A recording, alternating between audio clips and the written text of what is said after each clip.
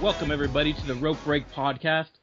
I am your host, Jeff Wolf, and alongside me is Eric Vanek, and today we have a huge show. So much that we're just going to get right into it by saying, why, Phil, why? The big news coming out this week is CM Punk. A lot of people are saying he walked out. There's not enough information completely yet. There's a whole bunch of speculation. If it's real even. Is this a shoot? I personally don't think it's a shoot.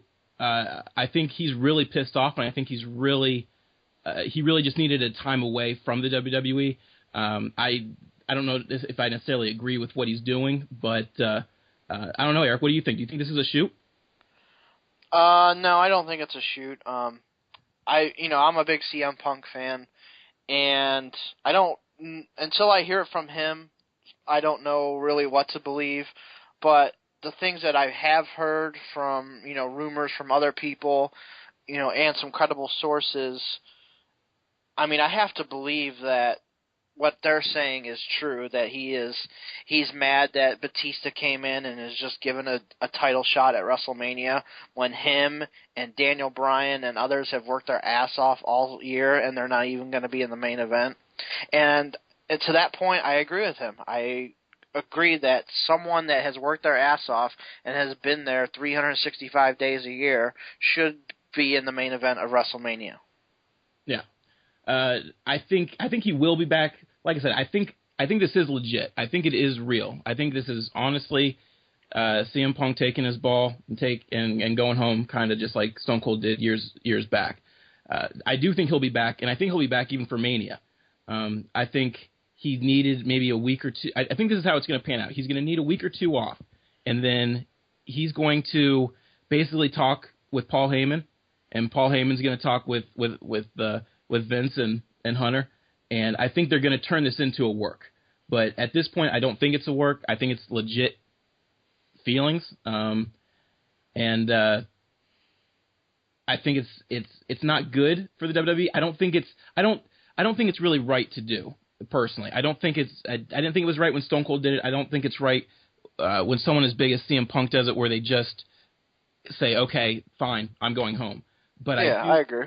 I do think it's necessary, though, sometimes. And at this time, I think if there's anyone in this company that has the right to do what he's doing, it is CM Punk. He is the only reason CM Punk even has gotten to where he is now is simply because of him taking a stand. Did it with the pipe bomb promo, and this is maybe just the second part of it. But like I said, I do think it's going to get turned into a storyline. I think things are going to get patched up. But yeah, definitely this kind of shook the wrestling world a little bit this week. Yeah, and I don't know when he'll be back. I really don't even want to make a prediction on it because I really don't even have the slightest clue. Will he be back for Mania? I really don't think so, but it's all speculation at this point. It'll be interesting to see how they handle it. I know fans are pissed off. They've already been hijacking. They hijacked the NXT show the other night, yeah. Apparently, with chants, and I think it's only going to get worse as the days go on. And I don't know if it's this month or it's in March, but I think it's March 3rd. Is WWE Raw in Chicago. That could be a riot. Literally a riot. Oh, that's gonna be. If Triple H was pissed off at the NXT chance, just wait till you get to Chicago. If he's not back by the time they get to Chicago, it's gonna be insane the kind of heat that they're gonna get for that. Yeah, I agree. That's crazy. So, but we're gonna get into it quick this week. We got Raw, SmackDown, and Impact we're going to talk about, and as well as Sting. So what's up next, Jeff? Well, next is we're just going to get right into Sting, just like you mentioned. I know, just like a show or two ago, we talked about rumors of Sting being signed, and it seems every single week or every couple days, another report is getting more intensified and more intensified, now saying that if he's not signed yet, he is in heavy negotiations, which take that for what it's worth. Me personally, all of these to me are just rumors now. I've heard this so many times now in the last 2 weeks that it doesn't get me excited anymore hearing a new report about it until I see it on WWE.com.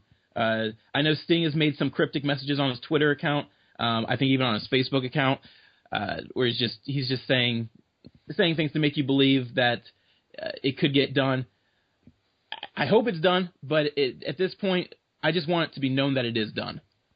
Yeah, and they're just working out the finer details at this point. I think it's a foregone conclusion that Sting will be in the WWE this year, before Mania, after WrestleMania. I mean, there's rumors going on all over the place on when he's going to show up for the first time, what his role's going to be. I heard that they want him to be the new general manager of Monday Night Raw. I also heard that Vince McMahon has told his creative department, merchandise department, I should say, to create T-shirts for him and start coming out with concepts. And that leads me to believe that he is pretty much signed. Otherwise, why would Vince McMahon waste his time in creating T-shirts for a guy who might not even come into his company? So I would pretty much assume that Sting is signed. They're just keeping it really, really tight to the vest. Yeah, I mean, I'm not one to toot Vince McMahon's horn very often, but if the reports are true that merchandise is being planned, Vince is an extremely smart businessman in that regard. He's not going to waste his time. He's not going to waste his money putting together these productions of merchandise ideas and getting people to kind of put things in motion if it's not at least 90% for sure that Sting is going to be there. I would assume if merchandise is being planned, he's signed.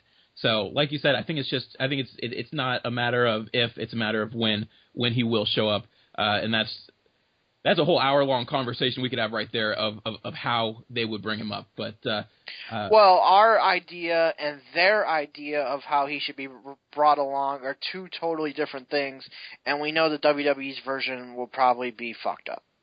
It'll be a lot watered down from what we as the fans would love to see Sting do. We can come up with some epic ways to bring in Sting and promote this Sting versus Taker match that 95% of the internet wrestling community would love to see. But we know WWE kind of has a problem with thinking outside the box nowadays in that kind of regard. So when he does come up, I'm sure it's going to be a lot more relaxed kind of, here he is, now what do we do with it kind of thing. Oh, God, I hope not, because that would be terrible for the last WCW guy that hasn't come over to the WWE yet. That would just be terrible and a waste of Sting's talent and what his career is being defined as. I just think that would be terrible if they did it like that. They got to have something big, something huge for this guy. He literally is the icon. To me, in my mind, I have an amazing idea of how to bring him in. In my opinion on how to do it, and your opinion is very similar. What I can see them doing, honestly, though, is I can see Vince McMahon coming out to start the show, talking about him and introducing him, and that's him, and we have him, and that's it. I can see that happening, and I would think that would be a huge disappointment and a huge letdown of what you actually could do with bringing him in. Well, I think me and you both agree on it that I would love to see him show up at WrestleMania and after Undertaker's match, stalk him somehow up in the rafters. I know they don't do that really much anymore. Just anywhere to let Sting, point a bat at him or something. Just something along those lines. And here we go, a 1-year build-up, another 1-year, rivalry like we had Rock and Cena. We could have another 1-year build-up of Sting and Undertaker, which those two deserve. It's what the fans deserve. We both have wanted to see this match. The fans have wanted to see this match for years and years now. It needs to be done right if they are going to do it. I agree. And time will only tell what they do and how they do it, but that's just what we have to wait for. We have to see what they're actually going to do with that. But I think we're going to get right into very soon, right into the Raw, SmackDown, and Impact of this week. But before that, I'd kind of like to talk about a little bit of how Raw started with Daniel Bryan. because CM Punk was rumored to be the one going into WrestleMania with Triple H. Now with CM Punk supposedly leaving, we kind of have Daniel Bryan taking Punk's place. What do you think about him kind of being intertwined into this role now as facing Triple H probably at WrestleMania? Well, to me, this match made more sense than CM Punk and Triple H did. I mean, I know Triple H has been screwing over Punk as well, but it's been more of Daniel Bryan since, SummerSlam and all that, when he screwed him over and helped Orton win the title. I mean, he's been screwing over Daniel Bryan month after month after month, not letting him get title shots and whatnot. I just think it made more sense for Daniel Bryan versus Triple H. And it sounds like we are going to get that. I think it's going to be a very good matchup if they do indeed do it. And I'm looking forward to how they build the story up even more leading up to Mania.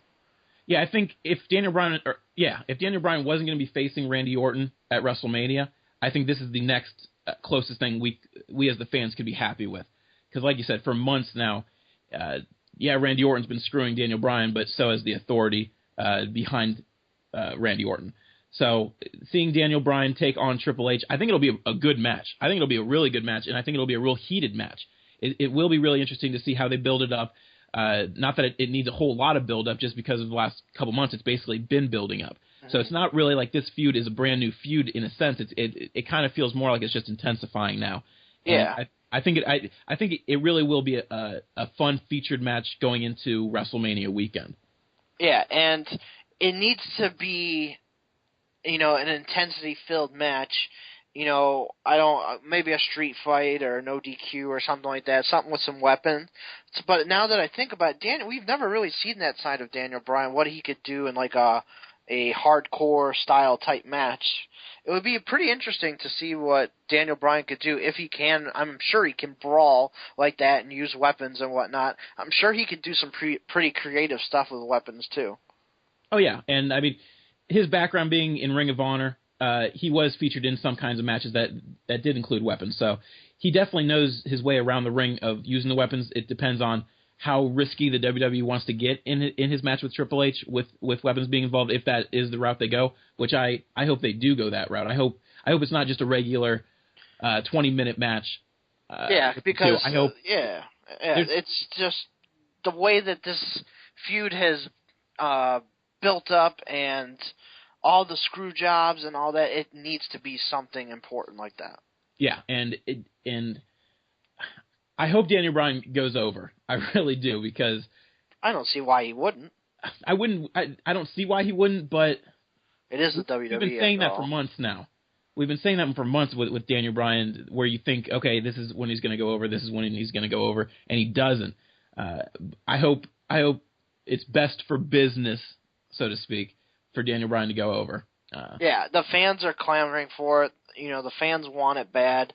I know WWE, they listen to the fans, but they also, just like, we're not going to just give this guy the title just because you guys want it. But there's got to be some sort of payoff because this guy's been getting screwed over since August. Yeah. And that's basically how Raw started this week. So I think we're going to get right into Raw, give our opinions on at least the main focal points of Raw this week. It was a pretty good Raw, at least on TV. You were there live, actually, weren't you? Yes, I was, but let's not talk about that. Okay.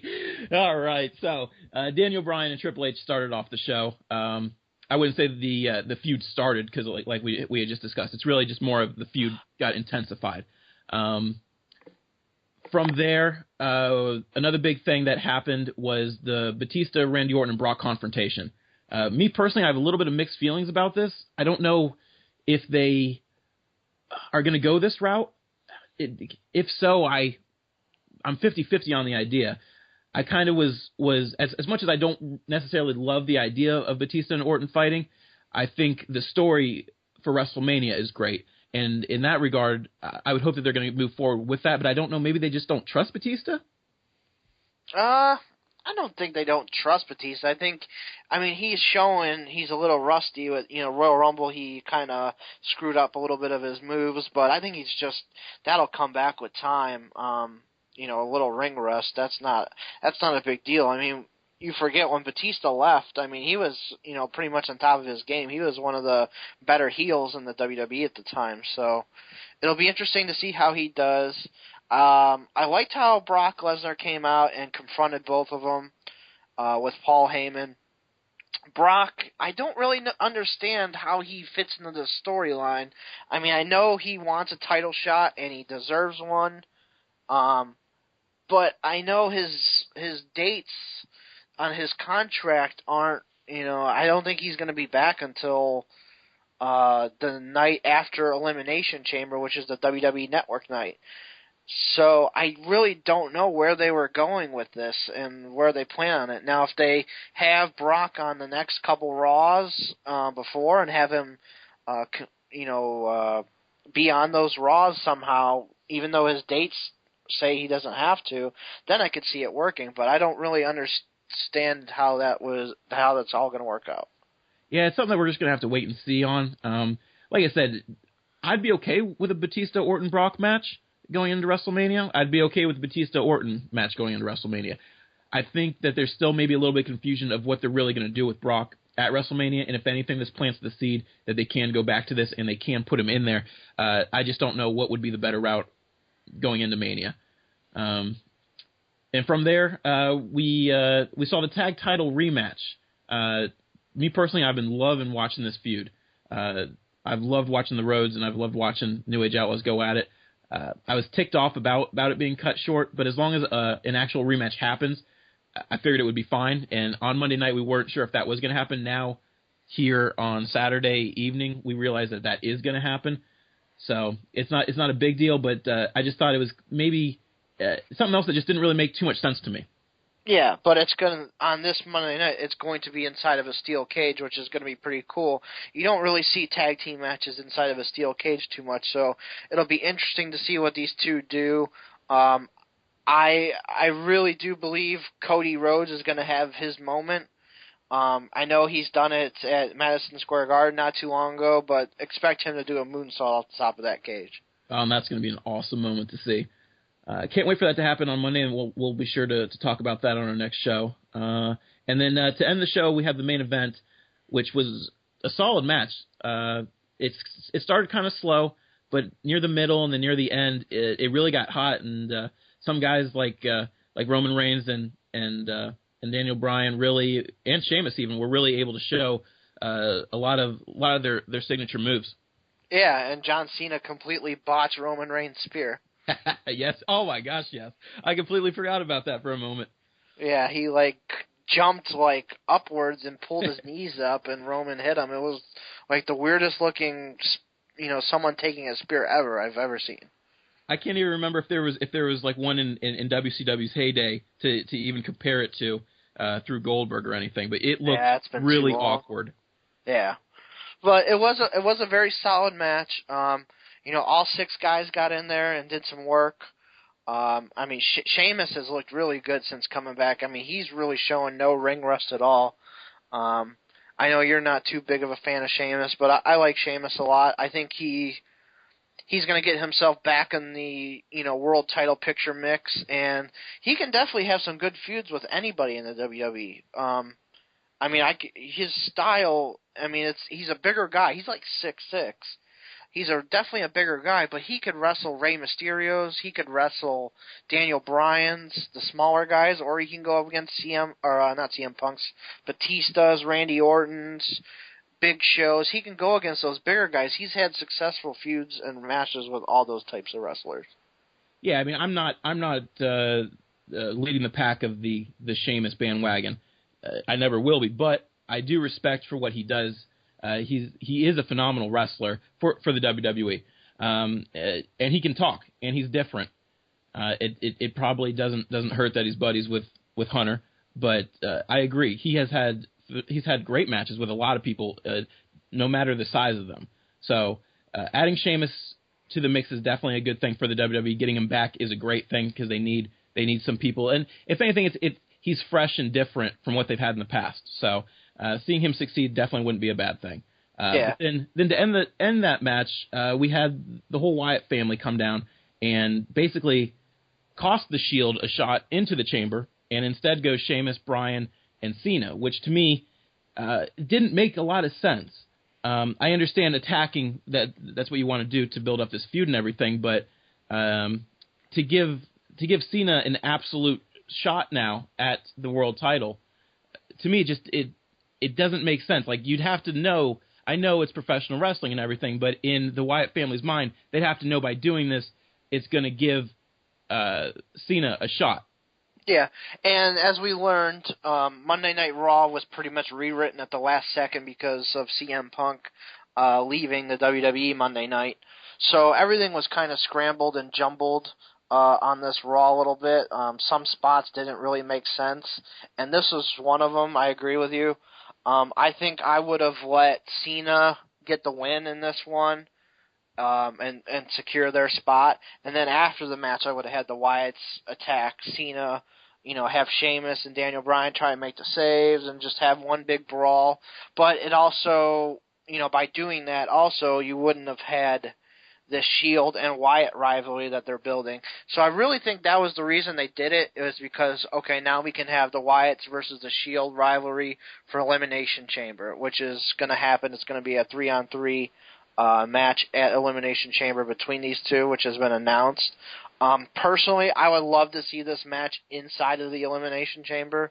We usually have 2 Elimination Chamber matches at the pay-per-view each year, and I think this match would be awesome in the Elimination Chamber with some sort of prize at the end for whoever survives and is the winner.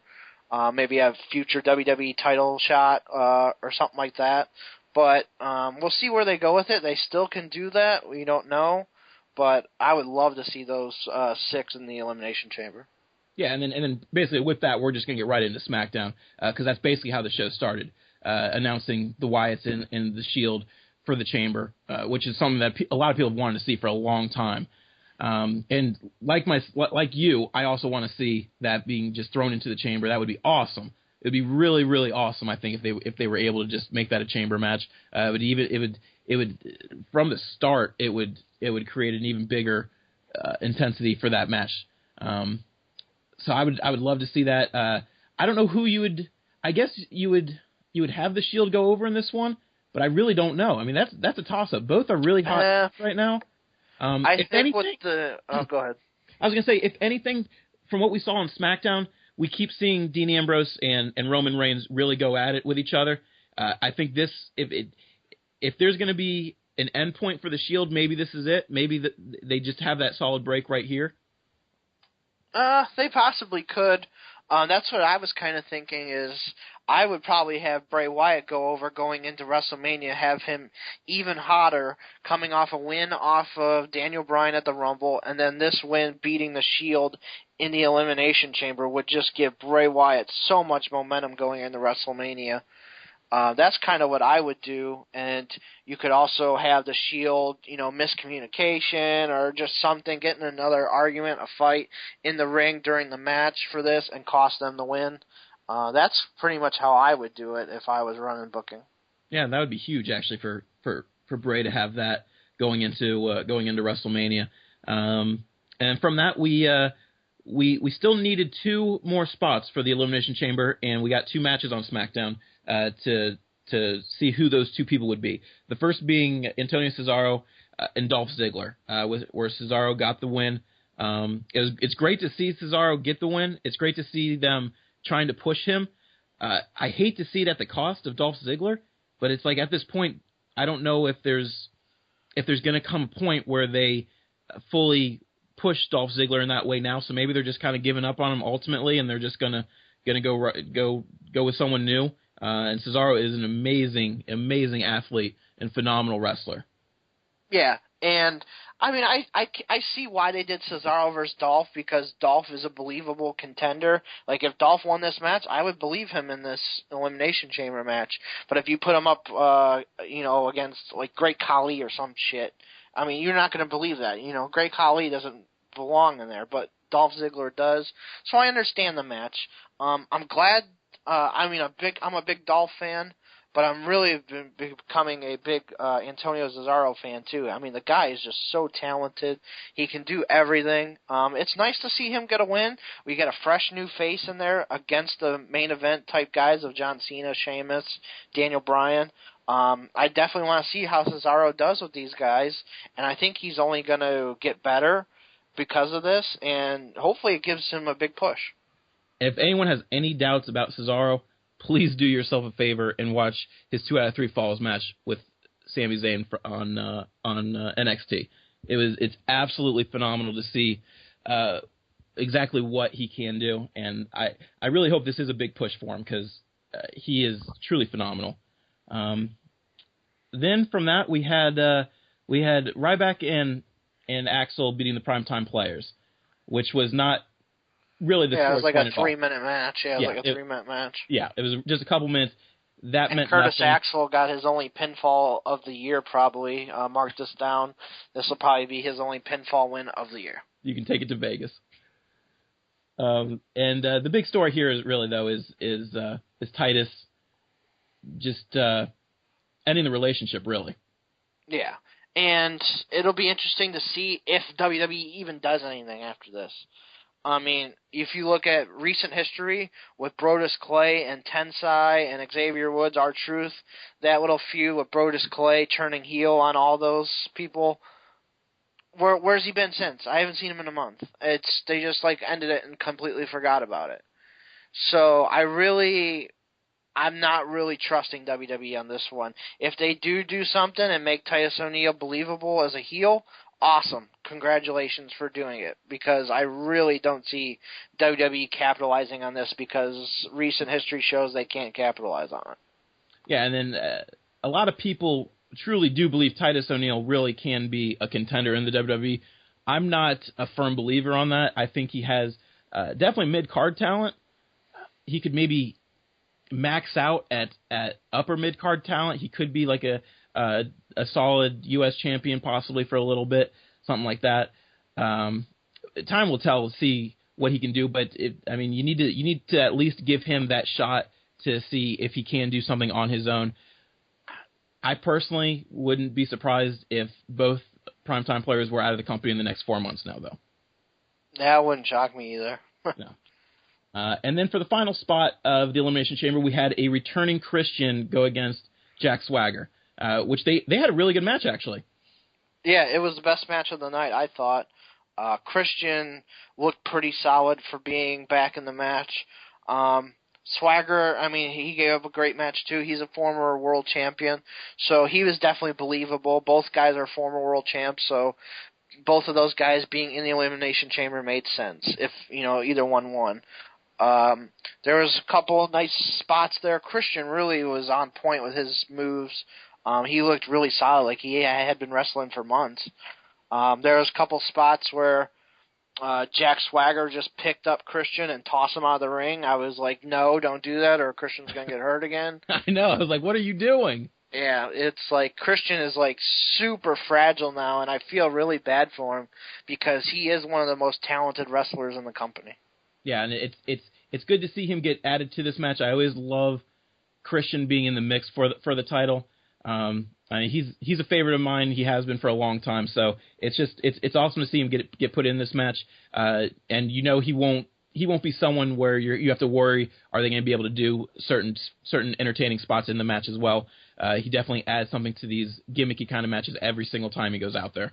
Yeah, but there is a rumor out there that WWE really doesn't even want him in there and just using him as a spot for now. And if they come up with somebody better, like a Big E Langston or something, but it wouldn't make sense if Big E was in there because they would have to give Christian an injury angle, attack him somehow. So Big E being a face, he wouldn't be the guy to do it. But I don't understand why they don't like Christian. They don't push Christian. I understand that he's been very fragile lately, the last 2-3 years. He's really been, hurt a lot. But the guy is just so talented. He could wrestle any of those guys and steal the show. So yeah. I don't get why he's being considered as a guy that's just in there for the time being.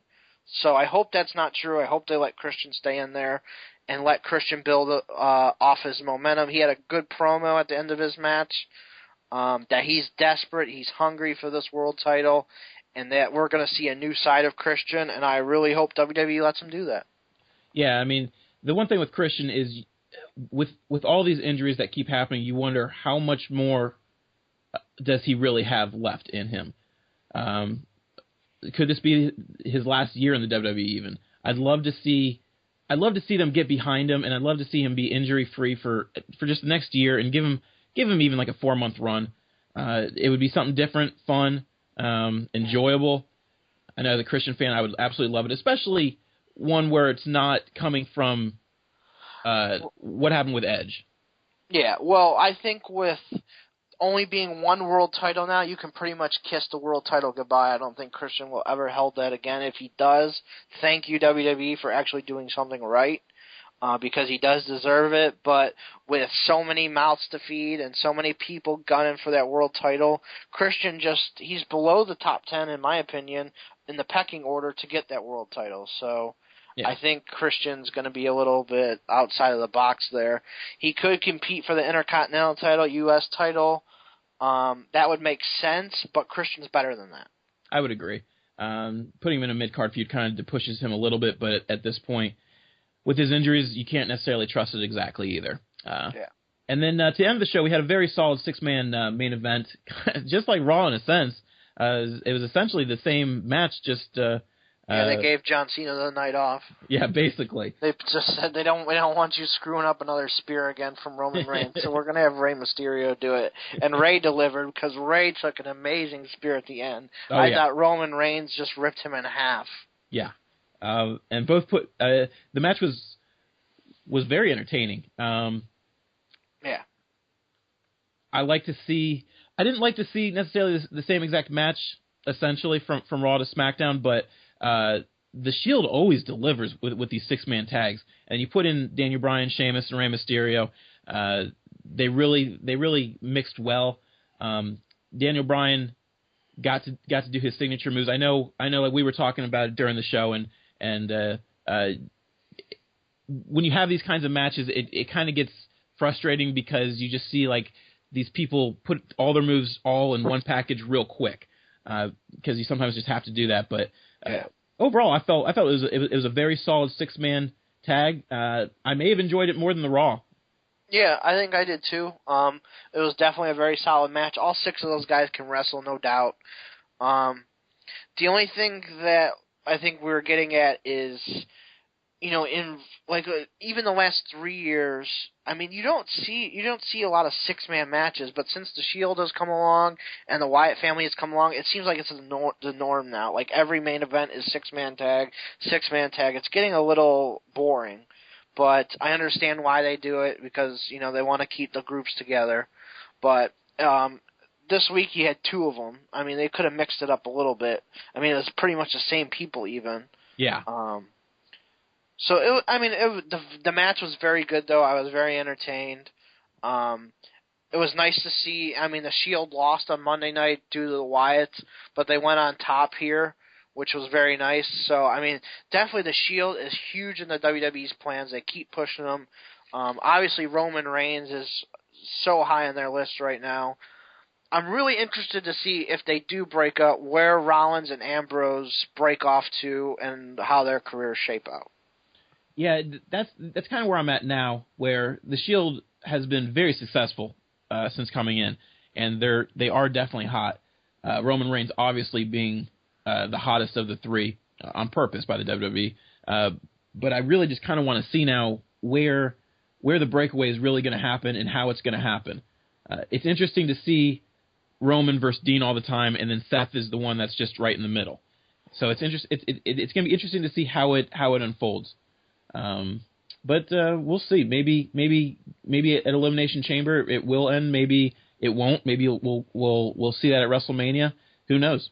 Yeah, and I mean, I think it's kind of obvious that Dean is going to be the heel when he breaks off from the group. To be honest, I don't even really remember ever seeing him as a face in any of his previous work. I mean, I've seen him in NXT and FCW and stuff. I don't ever really remember him ever being a face. I mean, maybe you can help me with that. No, But, I mean, he's a natural heel. He always has been his whole Oh yeah, career. he's an awesome heel. Yeah.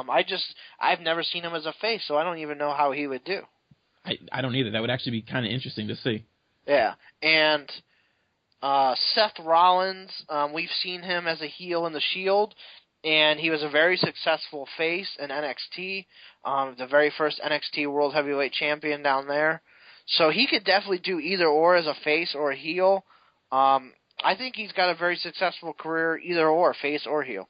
Yeah, I mean, and even before that in Ring of Honor, he was a very good face as well, as Tyler Black. So he's one of those kinds of guys that really can go both ways of being a face and a heel. Roman Reigns is the same because he was actually a face in NXT as well for a while before he actually became Roman Reigns. So he's another kind of person that can do both. Dean Ambrose is someone that I think is going to have a challenge transitioning from heel to a face when that day comes when they do try to go that route. It'll be interesting to see if he succeeds more than someone like a Miz did in that kind of role. But I think he has so much charisma in him that he'll be able to do it. It'll just be interesting to see it actually unfold. Yeah, definitely. It's something new, something fresh. I'm sure a lot of the hardcore fans have never even seen that. So it'd be interesting to see it if they do it. I definitely don't see it anytime soon with the way he's been acting and being portrayed on TV right now. No, not at all.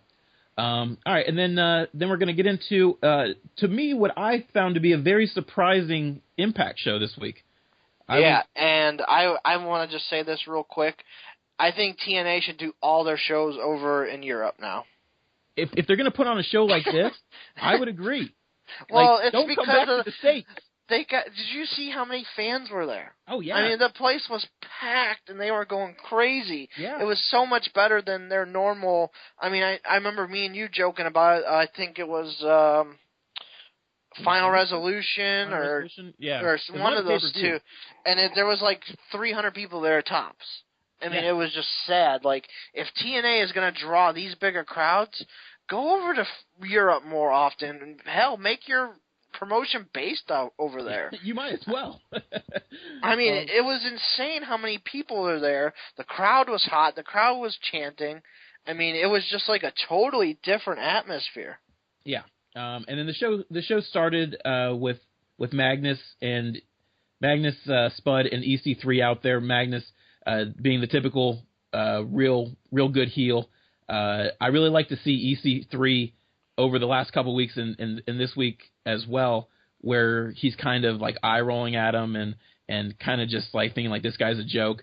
I really am looking forward to the moment where we actually get to see Magnus versus EC3. Yeah, I mean it's obvious they're planting the seeds for it.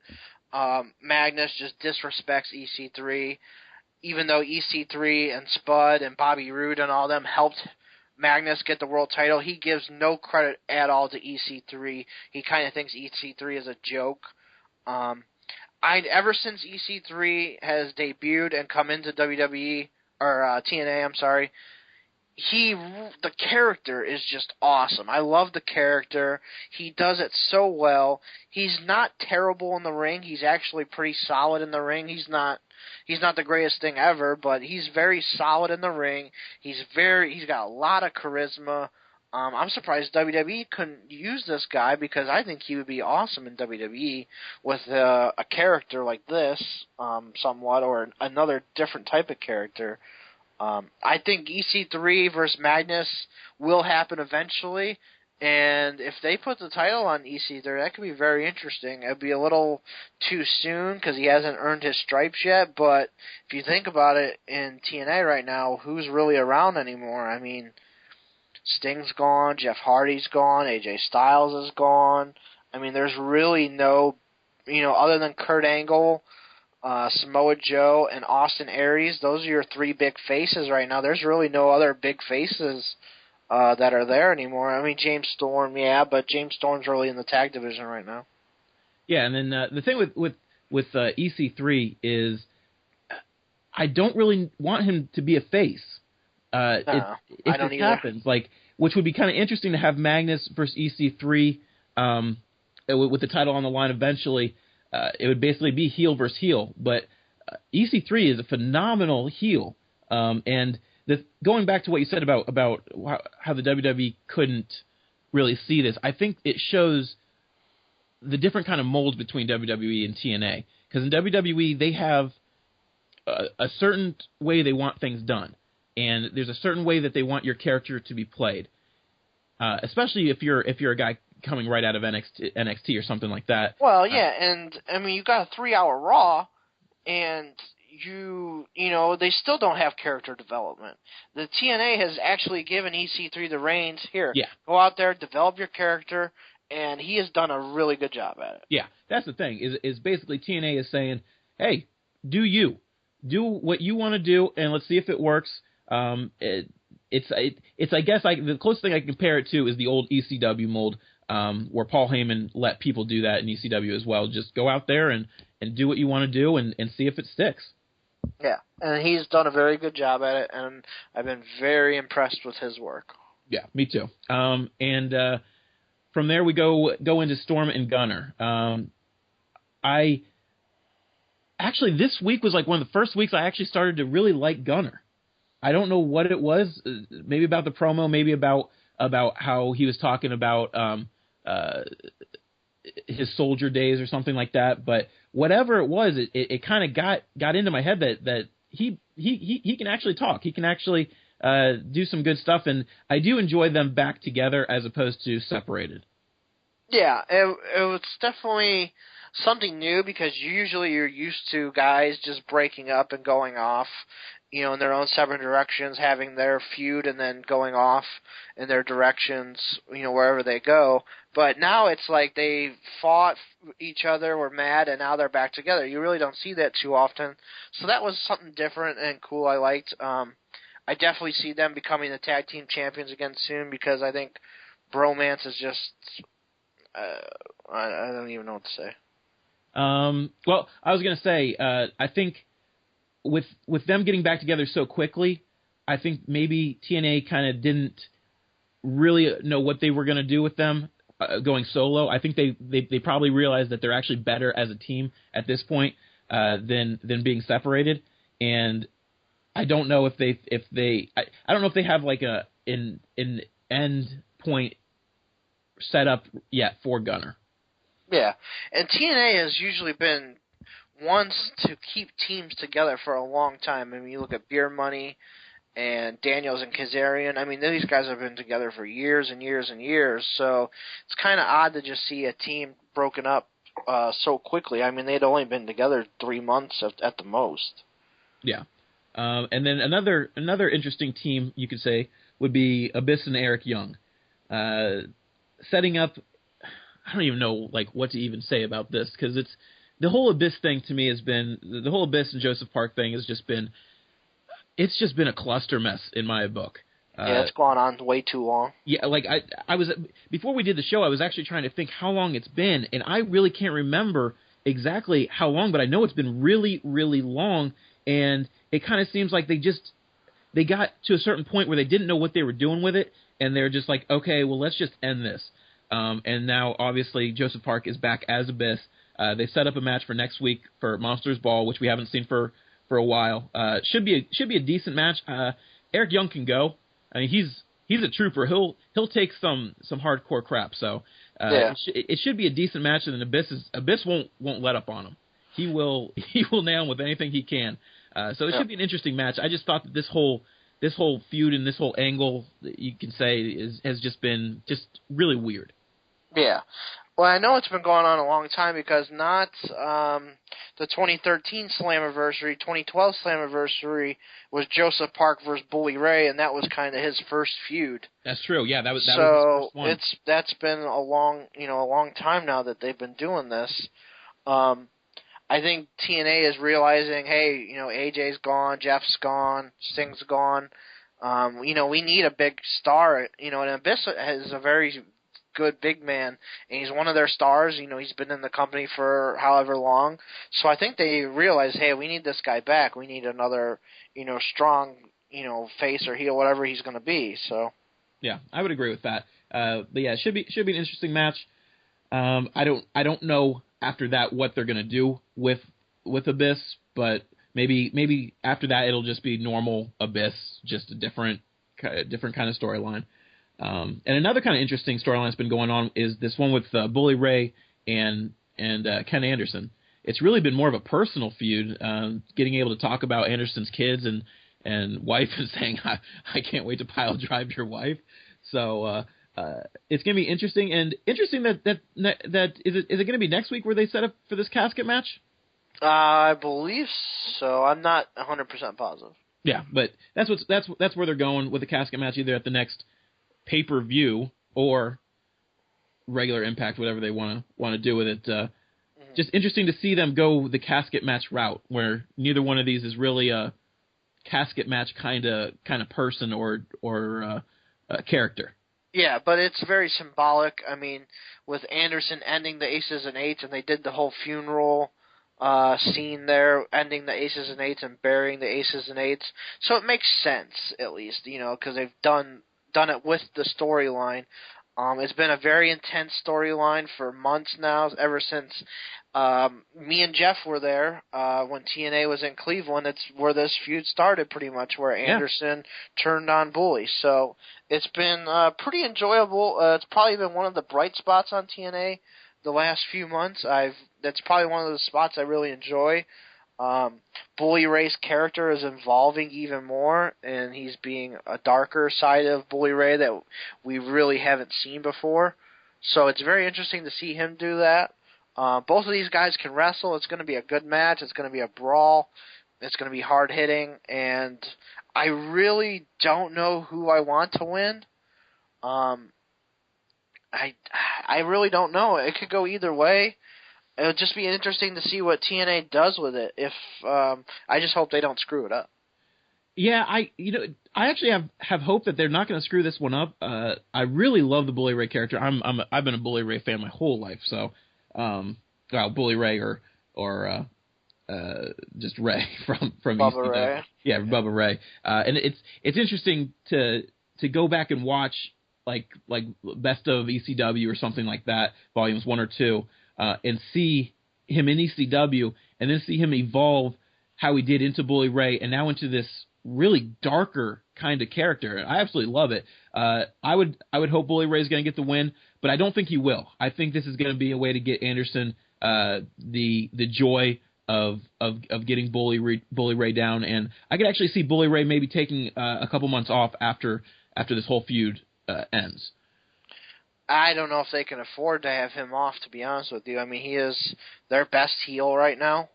I don't know if they can afford to have him have time off, but I mean, I could see it, but it's just interesting to see where it goes from here, because I really have no idea where it's going to go.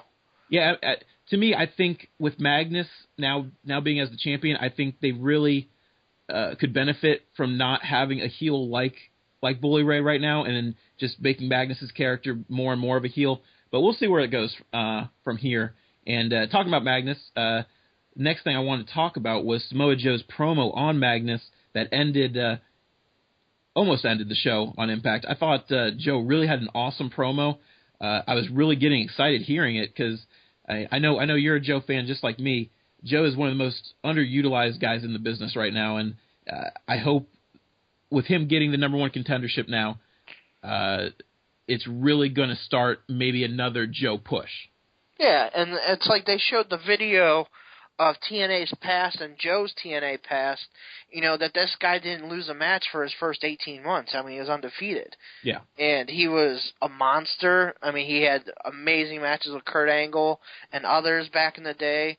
And he hasn't held the title since.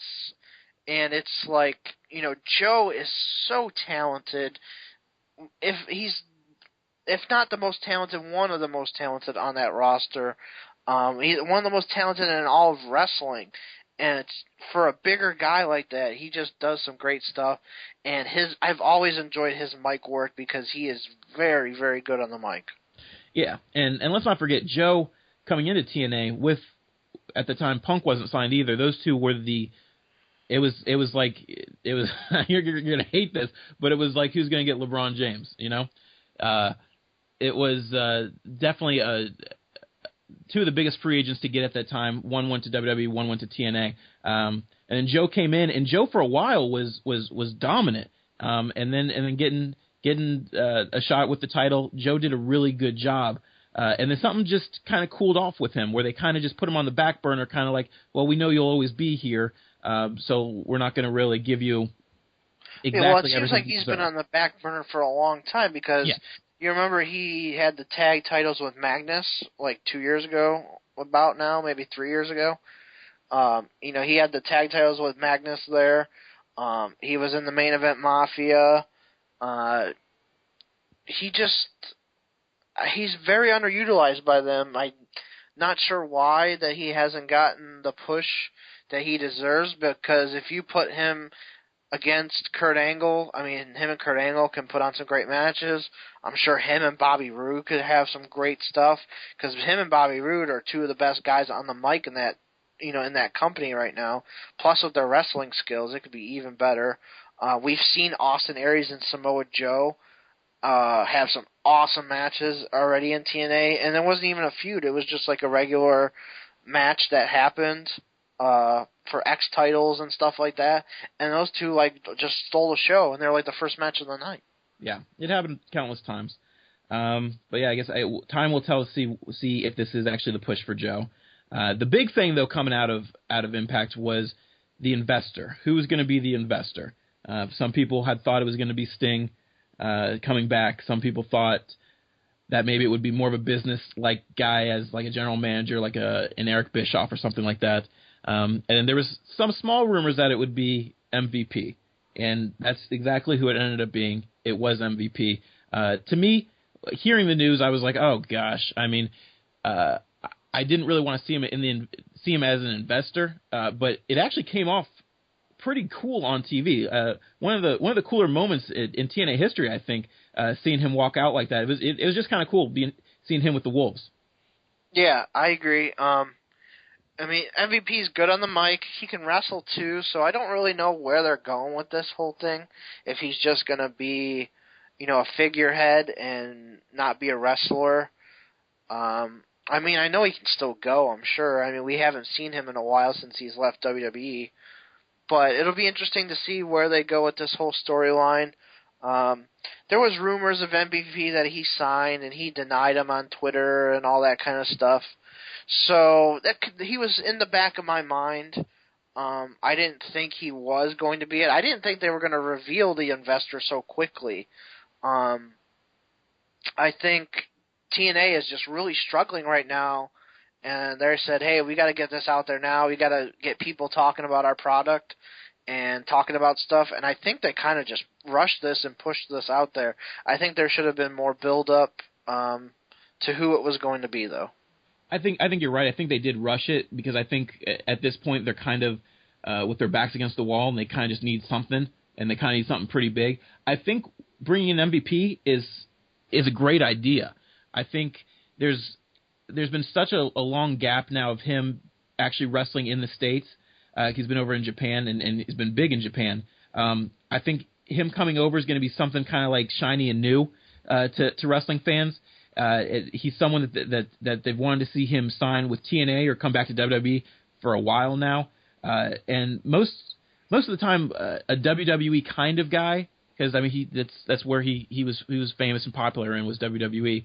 Whenever they come into TNA, at least for the first couple of months, they're $1 million.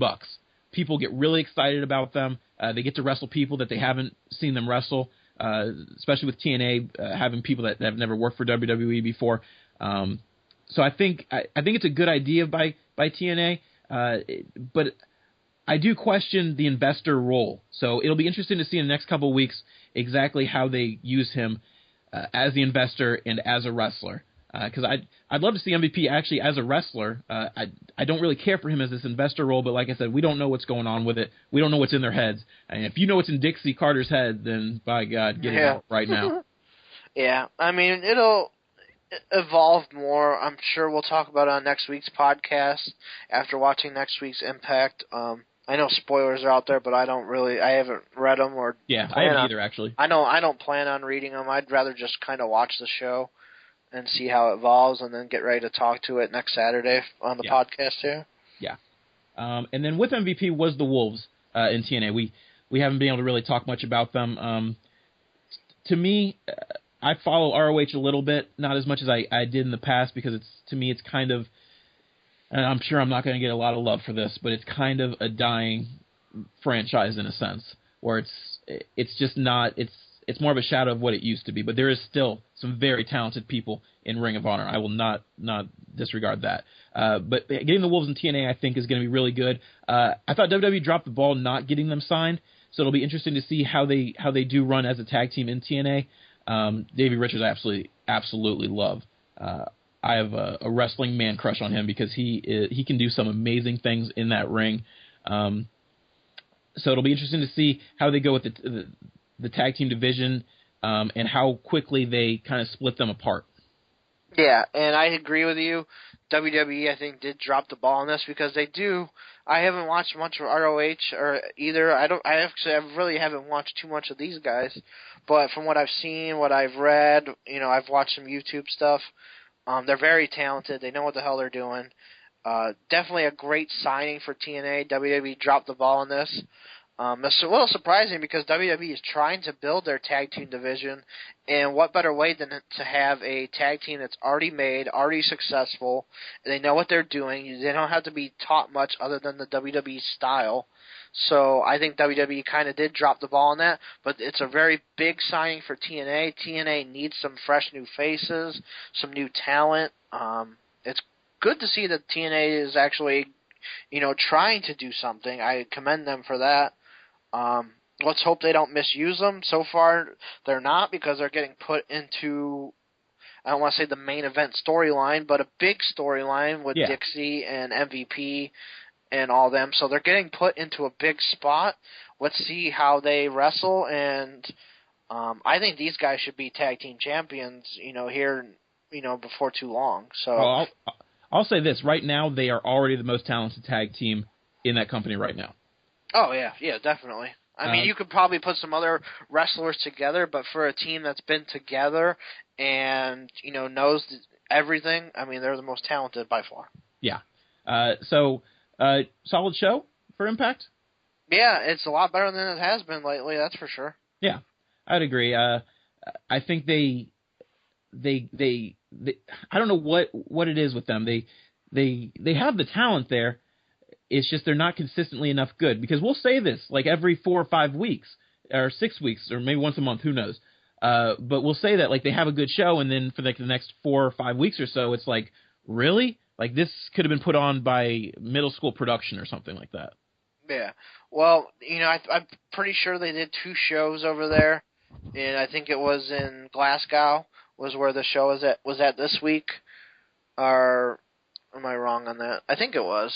But it'll be interesting to see. The crowd was really hot. Like I said, that was like their biggest crowd they've had in a while. It was like a pay-per-view crowd, but, a WWE pay-per-view type crowd.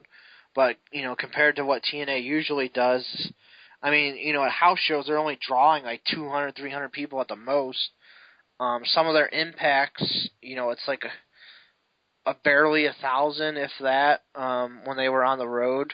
So I think they wanted to go on the road and all that, but they really lost a lot of money on that. They're really hurting right now.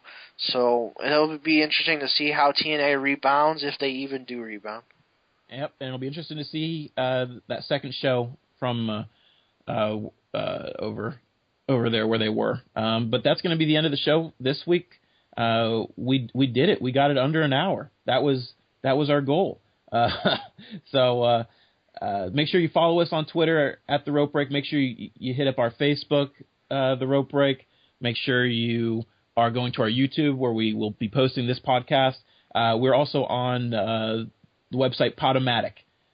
Just look up The Rope Break, and we are there too. So keep supporting us, keep following us, keep subscribing to us. We love it. We will see you guys next week, where we will again discuss Raw, SmackDown, and Impact, and who knows, maybe there will be another Sting update, maybe there'll be another CM Punk update.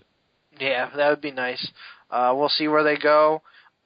It's definitely a very solid week of wrestling from all three, or for both brands. So we'll see where they go with it. We'll see what more news breaks this week, and we'll see you guys next week. See you guys. This was The Rope Break.